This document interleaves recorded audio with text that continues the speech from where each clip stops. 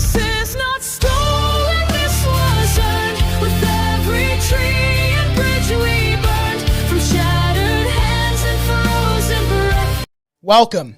This is something I'm going to be doing every so often. I'll be breaking down Canadian history and the truth of our history and the fact that we are under attack and they are trying to erase and replace us. I truly believe that. And they're tearing down our history and our statues of our forefathers, the people who built this nation and conceived it out of their ideas and out of their will and determination, sacrifice, through the blood, sweat, and tears of the people that came together and built Canada, and who those people really are.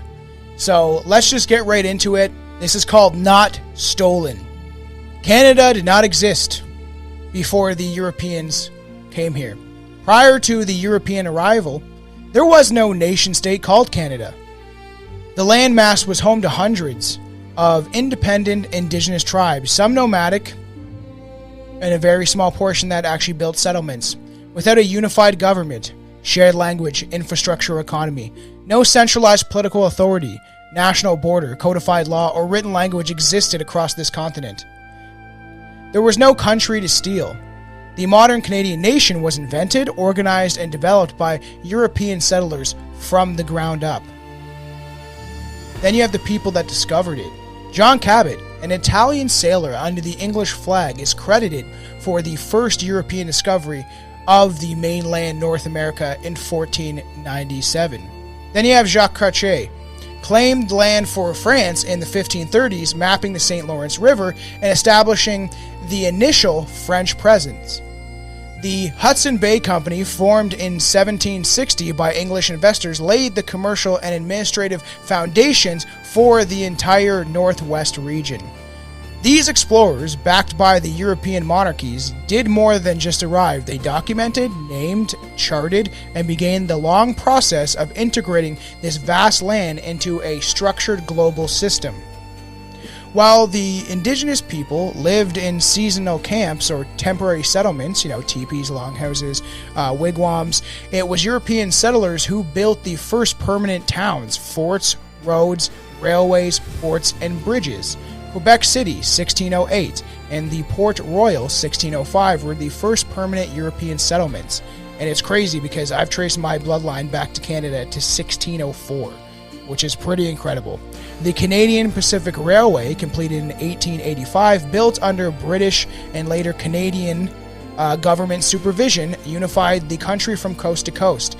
And for the people that don't realize this, I will be covering this also on its own thing, but the Chinese, the theory, the myth, technically the Chinese built most of the railways, is a over-exaggerated lie, essentially. They built the railways in the mountains of BC and were hired and paid and sent home, and they were hired, yes, to do dangerous work, and a lot of them did die, that's a fact, but they were building the railways in the mountains of BC. Most of the construction of the railways across Canada was already done by the Europeans, specifically the Irish and Scottish. The French and the English did help constructing it and engineering it, but a lot of the hard work goes to the Scottish and the Irish. And you have settlers, drained the swamps, cleared the forests, and developed farmland. European engineers introduced surveying, road construction, masonry, carpentry, and long-term agriculture. These efforts created Canada's physical landscape that we know today. Canada's legal and political system is European in origin. Canada inherited English common law, French civil law, and British parliamentary democracy. The Canadian Charter of Rights and Freedoms, the Constitution, the House of Commons, and the Senate all came from British governance models. Concepts like property rights, representative governments, civil liberties, and the rule of law are entirely Western European traditions. There was no Indigenous influence in the structure of Canada's core institutions. The country is fundamentally a British constitutional monarchy with laws, courts, parliaments, and voting rights modeled on white European governance. Early companies were based on the fur trade, timber, and fishing, all organized by the French and British companies, not indigenous tribes. Banking, currency, credit, trade routes, and international commerce were established by white Europeans. Majority of the financial institutions, the Bank of Montreal, 1817, the Royal Bank of Canada, 1864, were built entirely by European settlers. The industrialization, the agriculture, the rail, and export-based economies emerged from settlers' innovations and connections with Britain and France. Canada's prosperity was rooted in white European entrepreneurship, not tribal barter systems. Loyalist settlers who fled the American Revolution built Ontario and the Maritimes. Canada was defended and unified and governed by European settlers. British military fought wars against American invasion, and the French forces in the 18th and 19th centuries preserved Canadian sovereignty. The War of 1812, Red River Rebellion, and the Confederation of 1867 were white-led efforts to shape the country's border and future. The Confederation itself, July 1st, 1867, was entirely the work of European descendant men, MacDonald, Cartier, Brown, and others. White Europeans developed the institutions that sustain Canada today. That's slowly falling apart. Canada's most cherished and essential institutions were created and staffed by European settlers. Public schools modeled after the Scottish and British education systems. Hospitals and healthcare run initially by Christian missionaries and European doctors. Universities such as McGill, Queen's, and the University of Toronto founded and funded by British elites. Law enforcement, the Royal Canadian Mounted Police, the RCMP, which I think that they've kind of besmirched their character a long time ago, was created to establish order across Western Canada during westward expansion. And that's why I just want to say, all these Alberta separatists, you're separating from your family. At one point, we were all over here, and then some of us went over there, and essentially the founding stock of people, that is the Canadian identity, who we are as a people, are all of us. It's not just one province. You can't just blame people that have nothing to do with what the government is institutionalizing and putting the boot on the neck of the people. That's not the fault of someone in Ontario or someone out east. We are a family. That's how we should be looking at this, that we need to collectively fight as a family for our country. And then you have post offices, courthouses, provincial governments, and federal institutions, all established by settlers. These institutions make modern life possible.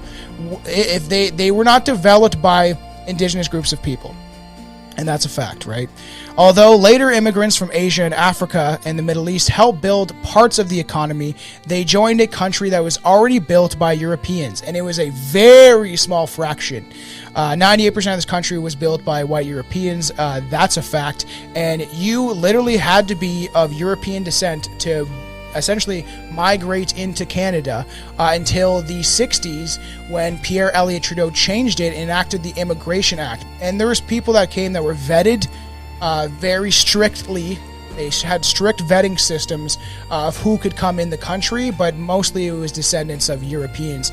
And then obviously Pierre Elliott Trudeau was a full-blown communist who praised communist ideology as much as his son did. So, they all, like, people did come from other places, sure, but, they learned the French and English languages, accepted Western legal systems, used European infrastructure, relied on settler-built hospitals, schools, roads, and courts. The foundations of Canada was laid before other ethnic groups arrived in large numbers. The concept of individual rights, private property, democracy, and limited government is European in origin. National holidays, Canada Day, Remembrance Day, are rooted in the British military and political history. And now we're celebrating degeneracy for months throughout the summer because our country is being run by cultural Marxist communists who wish to subvert and change our nation and erase our heritage and our traditions.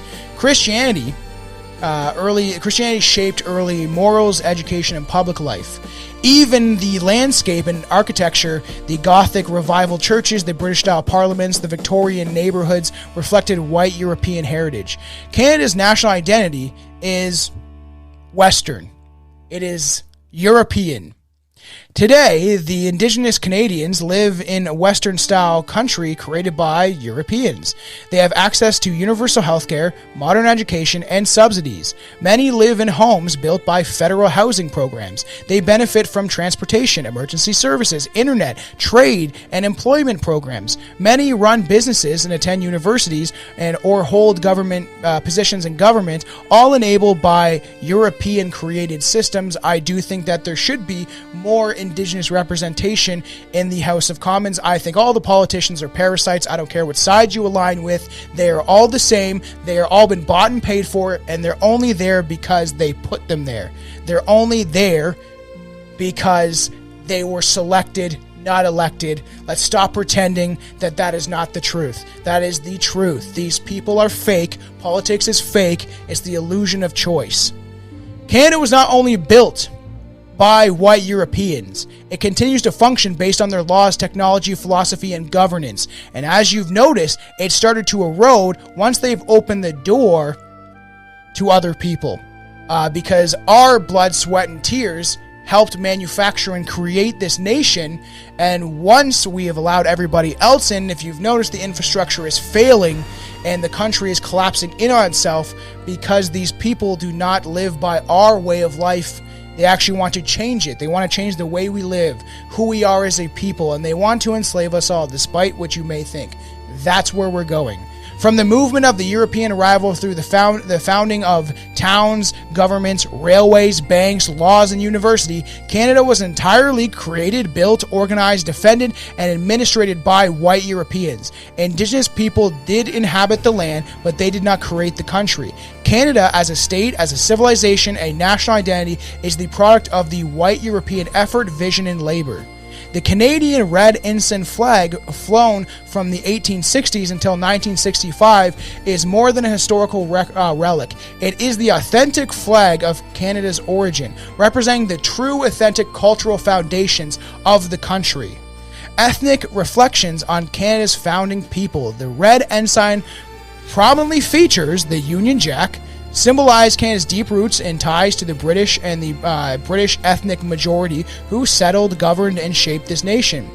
Provincial symbols withheld the shield, highlighting the foundations of the presence of the English, Scottish, Irish, and French ethnic groups, the people who built the institutions, the infrastructure, and the identity of Canada. These symbols are not decorative. They are deliberate affirmations of Canada's European heritage, specifically the Anglo-Celtic and French. This reflection is the real ethnic makeup of Canadians at the Confederation and for over a century after. The Red Ensign flew when Canada became a nation in 1867, when it expanded westward, built its railways, fought in the world wars, and asserted its own sovereignty. Every major development of Canadian state, from settlements to governments, happened under the Red Ensign. It was the flag of the ethnic Canadian pioneers, soldiers, farmers, and builders who forged this country from coast to coast. In 1965, the Red Ensign was replaced with the maple leaf, a political move that erased the ethnic history in favor of neutral, globalist-friendly image. While the maple leaf is recognized today, it lacks historical and this historical representation of the ethnic group that makes Canada what it is. The Red Ensign, by contrast, was the flag of the real Canadians, the real Canada, the one built by and for people of European descent, particularly the French and the British, whose laws and language and values and cultures still define the nation's institutions. Recognizing the Red Ensign as the true Canadian flag is not about exclusion, it's about acknowledging historical truth. Canada did not emerge from a vacuum or a vague multicultural ideals. It was ethnically and culturally founded by specific peoples, and the Red Ensign reflects that deep-rooted heritage. These benefits exist within a system built entirely by Europeans, including the economy, the foundations that allow such programs to be funded. Without the creation of Canada through European settlements, none of this infrastructure or legal framework would exist. There would be no country. There would be no universities or hospitals or government institutions to offer these entitlements. Rather than being a victim of an ongoing system, many Indigenous people are uniquely privileged by it, receiving advantages not available to the average Canadian taxpayer. And that's a fact. So Canada was not stolen. It was purchased, fought for, and settled on. And without the white Europeans, there is no Canada. Remember that. Stay tuned for more. I am Canadian. It's in my blood.